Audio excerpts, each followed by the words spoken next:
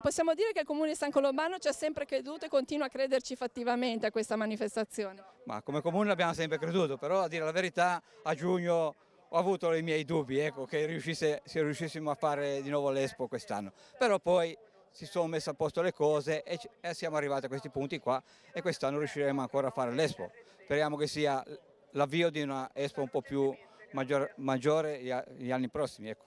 Per il Comune che cosa rappresentano queste 3 giornate di apertura, 4 giornate di apertura? Ma questo comune rappresentano, io dico sempre, non è solo il comune che ha i vantaggi deve avere tutta la valle qua Fontana Buona, porta un po' di conoscenza in giro per la costa e per Genova di questa realtà. Ecco.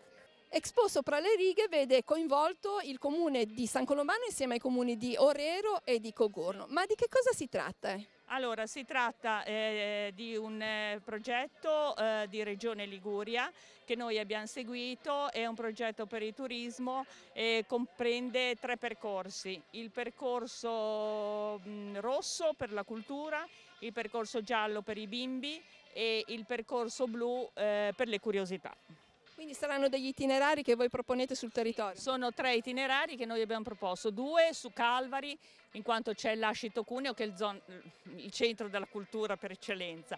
Poi abbiamo il percorso per i bambini che segue via Patrania, venendo dalla pista ciclabile, e poi si arriva sempre all'Ascito Cuneo dove c'è un parco giochi per i bambini.